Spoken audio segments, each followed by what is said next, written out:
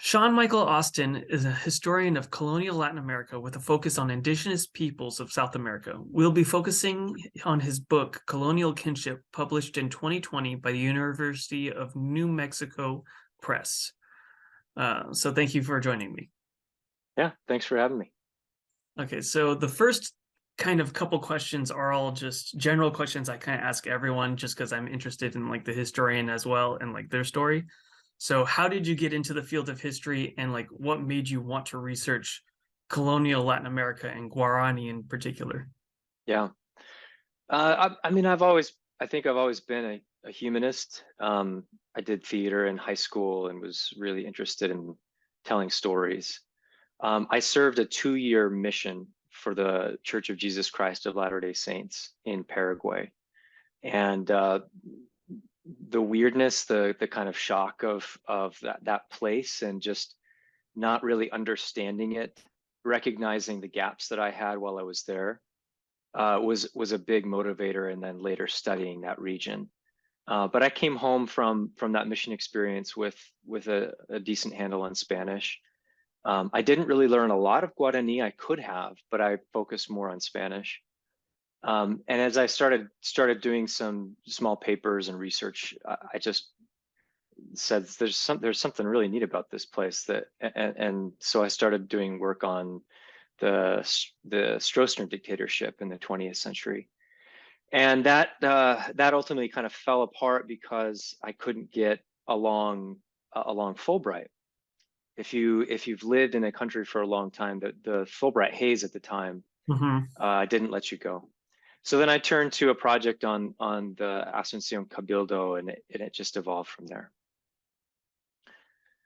So that's the story of kind of how I became interested in Paraguayan history, and the kind of following the thread of history itself. I was actually a theater major to begin with in college, and when I realized that it would be a hard life trying to make a living with a family, I just decided that I would do this. So. Does LDS give you a choice of where to go on missions, or do they just send you and you end up wherever? Yeah, that's sort of the I think some of the fun of it is that, yeah, you don't get any say in the matter. I think that language skills are a factor, but even then, you could be anywhere.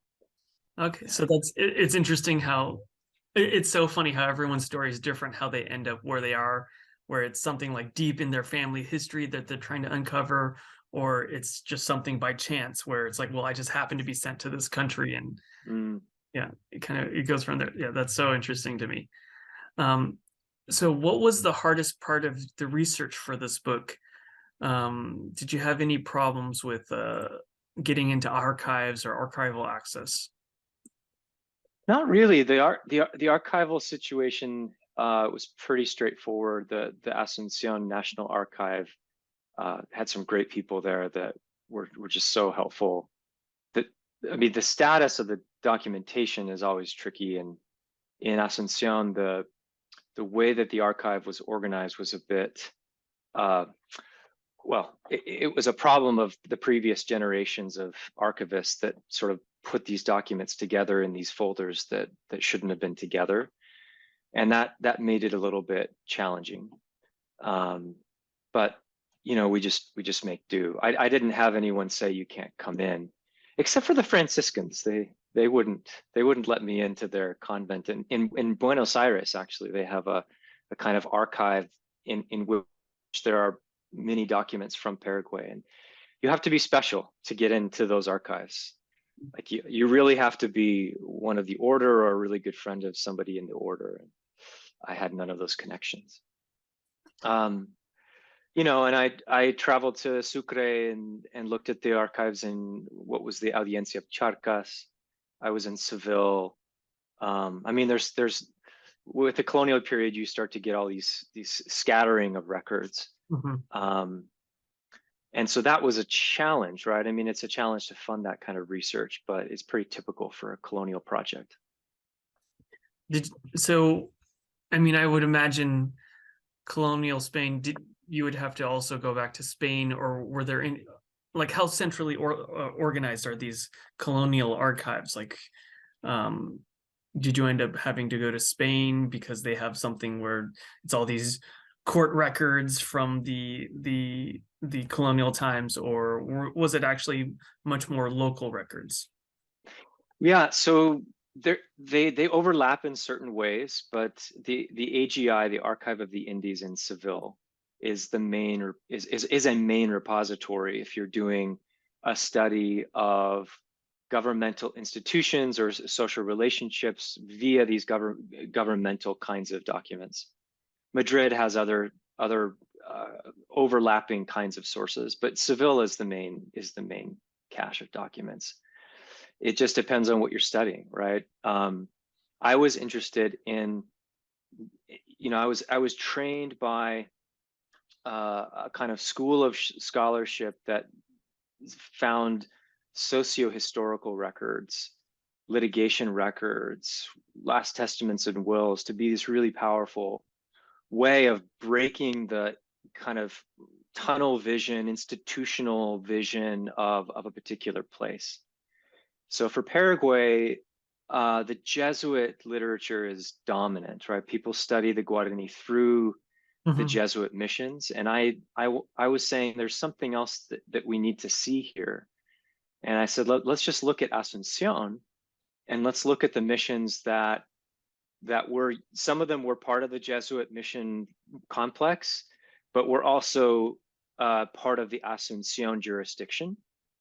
So they were subject to the Spaniards in Asuncion.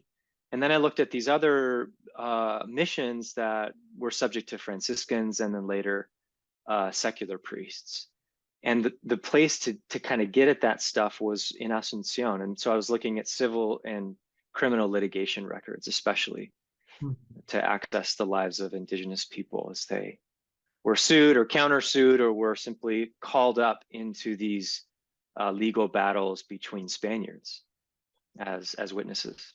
Yeah, it seems like because you use those sources, you were able to kind of get at a different narrative of where, well, as previously there's this kind of idea that there was the relationship between indigenous and Spaniards was one primarily of dominance.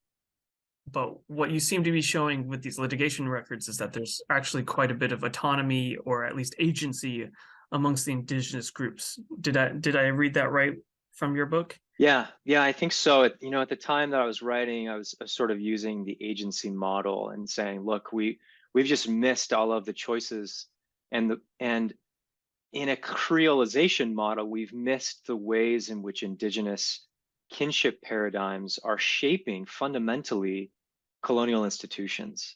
And so creolization is this thing where there's agency there, but it's bigger than that, right? It's this swirl of circumstances, but it recognizes the impact that different cultures are having on one another. So you're absolutely right. It's not a a one-way street. One of the sources I like to speak about that kind of reflects that comes from the late 16th century, and it's this even more sort of frontier area of Paraguay. And what happens is the Spaniards are traveling back from basically a military expedition to put down a rebellion of Guaraní who have probably fled. And the Spaniards are saying, no, you have to stay put and provide us service. And on their way back, they stop in this community, which is really close to what is now the Iguazu Falls. In Guarani, it's Iguazu. It's the big water. And it's this just massive waterfall, and it's this really incredible ecological space. And there's a Guarani village really close to this. Anyways, they stop there because Spaniards have encomienda in this village. And so they're basically taking refuge for a couple days before they push on. Well, the kind of military captain that's leading this group says, look, there's a powerful leader here, and I don't want you to mess around with his family. So he tells his soldiers, don't go right fooling around. And of course, one of the Spaniards does this, and he actually kidnaps a woman and ends up raping her. And therein, you start this process, this criminal litigation against this Spaniard for threatening the political situation and threatening the peace that the captain wanted to pursue. So through that really kind of ad hoc criminal justice that's taking place on this moving band of Spaniards, you get these testimonies of indigenous people. So it's a really good example of, this is a moment of tremendous violence, of Spaniards imposing themselves on an indigenous community where they're probably not wanted. But at the same time, in these depositions, what you hear Guarani leaders saying is, and other witnesses saying is, yeah, we really didn't think these Spaniards were all that, right? That this guy that stole this woman, nobody wanted to marry their daughter off to this guy because she was intended for another Guarani chieftain. And so out of these records that typically are seen as evidence of tremendous violence and subjugation, you can read between the lines and see that there are Guarani patterns that are impacting colonials. So you said that that was kind of the paradigm you were thinking about when you were initially writing the book. I was curious, like, to what degree did you have already front loaded what you had thought you were going to be writing about when you started the dissertation, and to what degree it was changed by what you actually read in the sources, and whether you, when getting through, like going through archives, was there like an aha moment where it's like, this is actually like exactly what I needed to find, or this actually completely changed for what I had previously thought? Yeah, there's several of those, right? Several of those discoveries and unanticipated twists. One was not a discovery, but I guess I didn't anticipate how important Africans and Afro-descendants would be in these social contexts. I think that now there's so much more of a strong historiography on just the presence of Africans everywhere. I should have known better, but I think what was surprising was to find Africans speaking Guarani, and that just becoming their primary language. And so again, it was seeing the impact of indigenous culture, the centrality of the Guarani language, its dominance, even in this kind of mestizo colonial spaces, showing up in these really interesting ways. We typically, when I was writing, we've kind of seen Africans as these intermediaries between Spaniards and indigenous communities. And then scholars like Matthew Restall were sort of pushing against this and showing how, right, Africans could be really embedded in indigenous communities or connected to indigenous people, and they weren't sort of just doing the beck and call of the colonizers, right, as intermediaries. And so I was sort of using those developments to take a look at what's happening in Paraguay in that last chapter. But I think that the other part of this was just that the Guarani models of kinship that I really had to delve into. I wasn't expecting that. And I work with some at the University of New Mexico. I had some help from some anthropologists who helped me think through, Dravidian kinship systems, and right. And so it's sort of theorizing what should we expect to find in this Guarani kinship model, and then what are we seeing in the documentation. And there are some moments where it's like, yeah, there were some eureka moments where I said, oh my gosh, right, these Spaniards are practicing brother-in-lawship, right? They're practicing Guarani brother-in-law modes of relationship. Yeah, so there were some great moments like that. And the last one was the centrality of women, like seeing women be this really important, I don't want to mistake an agency story here, but right, seeing how important women were in this system, and how indigenous leaders were moving women around just as much as Spaniards were sort of requesting women to serve in their households. That was also surprising. So, uh, is there anything that you think makes Paraguay distinct in the literature of Latin America? And do you think that there's like, to what degree are there similarities with neighboring countries, and what is something that's very distinct that you would say is particular to the Paraguayan case? Okay, so distinctive in the Spanish colonial society, the fact that nearly all Creole Spaniards of a certain class learned Guarani, and very, very few indigenous people learned Spanish. This is pretty odd, right? You don't see this everywhere, and a lot of it has to do with these early systems of tribute and the encomienda, and how there's so many Guarani coming in and living with Spaniards, right, for periods of a time, months at a time sometimes, and then some of them permanently residing. And so the Spaniards, right, many of them are mestizos, but they're not going to say that, right? They're going to call themselves españoles. But they're growing up with Guarani nursemaids. They're growing up alongside Guarani playmates. You know, other Spaniards are speaking Guarani as a first language at home or at play. And then with their fathers or at church, or, you know, in certain social situations, right, there's a diglossia. They're switching to Spanish in certain moments. And so that is really, really interesting. And you know, it is what makes modern Paraguay so interesting as well. What's fascinating today is that modern Guarani doesn't want to have anything to do with the colonial Guarani, right? It's fully nationalized, this indigenous language. And so I think that's one of the most interesting things. I think I'm sort of even more interested in that now, because I've been turning to Guarani language sources in my research now.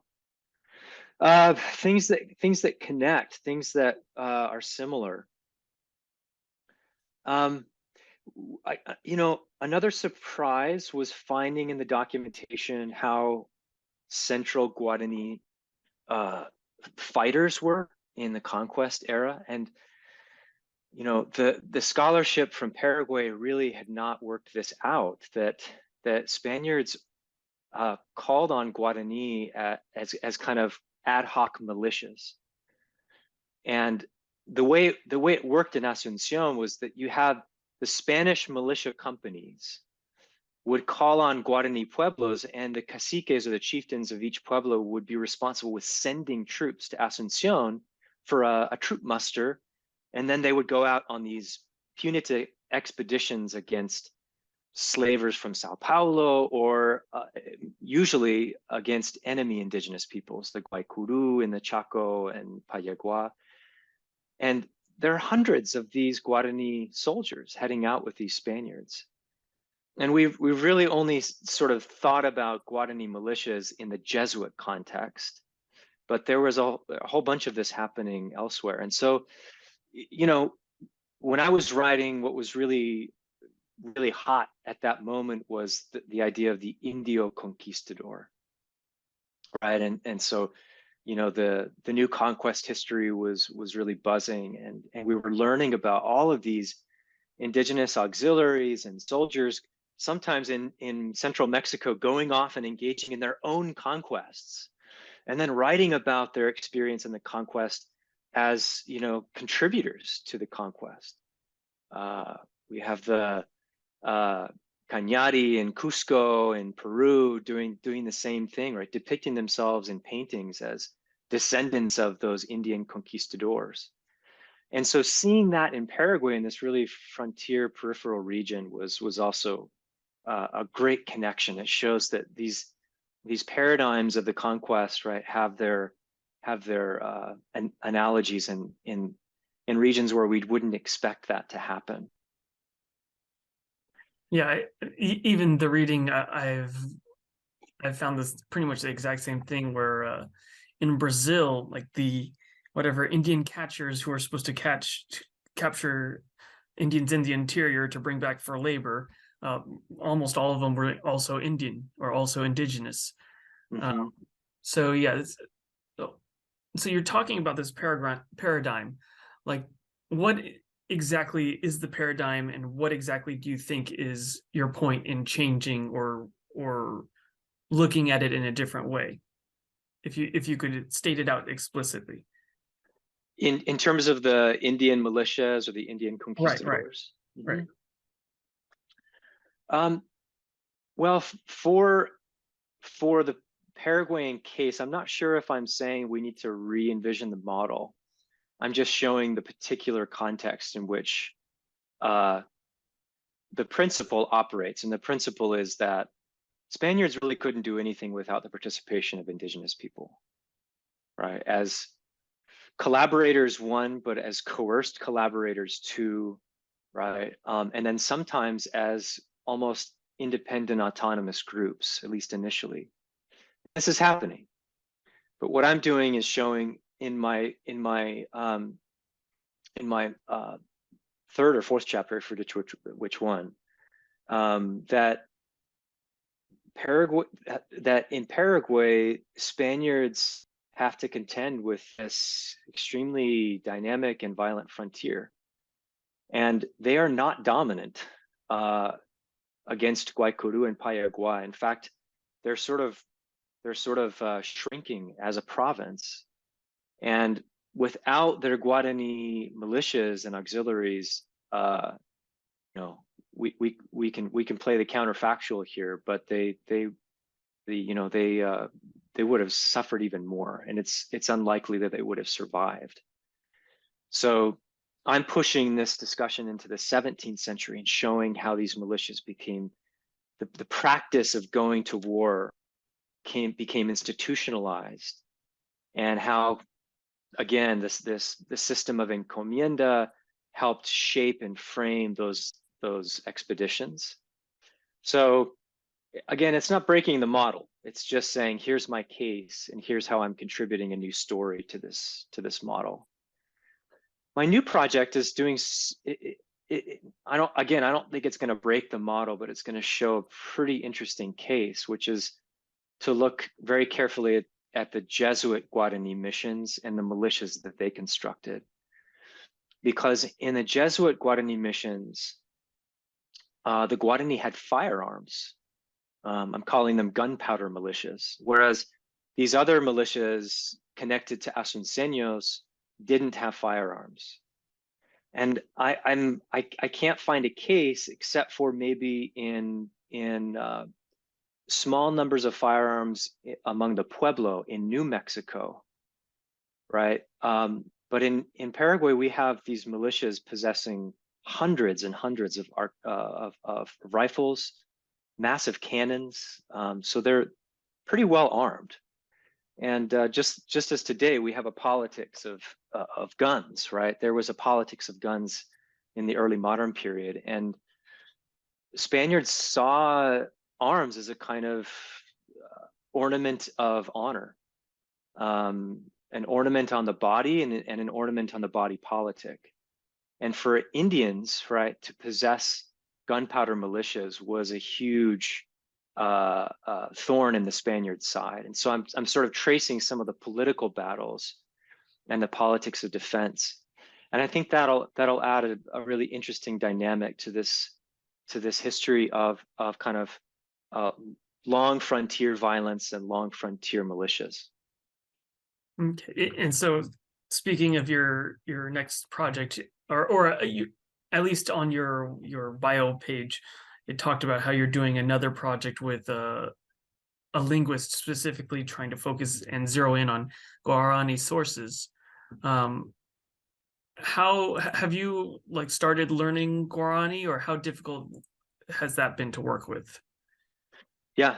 I started about two years ago, and I'm studying with a linguist, an Argentine linguist who works out of Germany.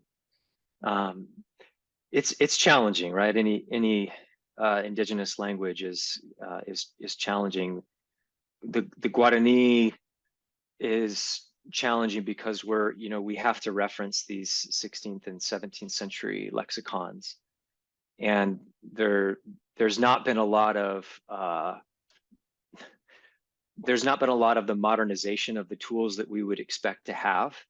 Um, and so moving through these lexicons can be a challenge. And just the fact that I can count on my two hands, right? How many people can really work thoroughly with these documents. And so I'm being trained by one of the top 5 linguists in Colonial Guarani, which is odd because there's millions of people who speak modern Guarani, right? It's something like 5 to 6 million. It's a thriving indigenous language, but the Colonial Guarani that we're studying is really different from the modern Guarani. And so you can't necessarily rely on modern Guarani linguists. Yeah, so it's been extremely challenging, but very, very fulfilling, and a real fun pivot in my scholarship and my career. It's really slowed me down, right? And in a really good way, right? To just focus in on these sources. So Leonardo and I are working on a volume that we're going to provide our original translations of 8 letters written during right before Guarani rebelled against the Bourbon Spanish state in the 1750s. The Bourbons basically created a new territorial alignment with Portugal, and these 7 communities were then all of a sudden lumped into the Portuguese realm. And the king said, you all have to abandon your communities. And so the Guarani wrote to the local governor, and they describe their history, and they describe how this is not how the king has treated us in the past, and it reveals very particular Guarani Christian ideas of vassalage and Guarani Christian sense of history and community. They're kind of like the Florentine Codex for Guarani studies. And they've never been published together. Barbara Ganson did some great work in her book, and she published letters in a few other places, but they've never been published all together so that people can appreciate them. So we're going to do that in English, and then we're going to publish that volume in Spanish with a press in Buenos Aires or Asuncion.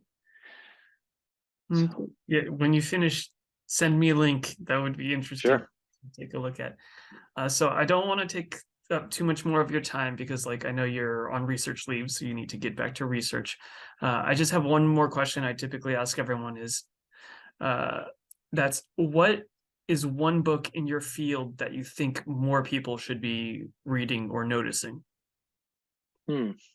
Besides your own book, of course.